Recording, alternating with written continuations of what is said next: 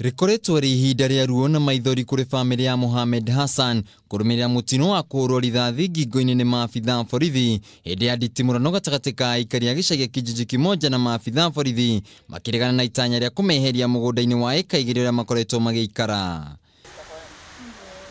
Hindi ya gicanjama giki Mohamed haragiria guthii thukuru no rira iguire inegeni agicoka kuma na njate kumenya kiria giathiaga na mbere. Sale kila mtu yenda huko sijui kuendelea nini. Mimi panga nashikana fikra ngoja kaangalie kunaendelea nini. Hizo fujo zote ni za nini? Riu nyumba yake ikihoya kuona kihoto kia mwana wao kuona ati nginyagia mathomo make ni makinyite muthia amuona ngarama ira irabatarania niguo arigitwo iri iguru makiria. Ndio kanambia imepiga katoka mmeiona, nikamwambia mimi siku wako. Lakini walikuwa hapo karibu wamesema ilikuwa risasi yenyewe. Manake hata si yeye peke yake, kuna wengine nasema ilikuwa risasi.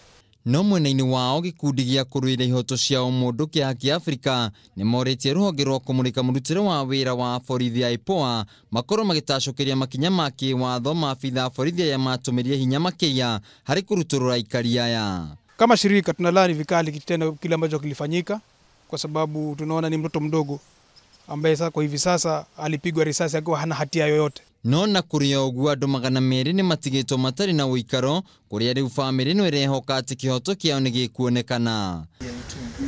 Handu-ini ha Kameme TV mohoro gitau gitagwo Wainaina wa Kierie.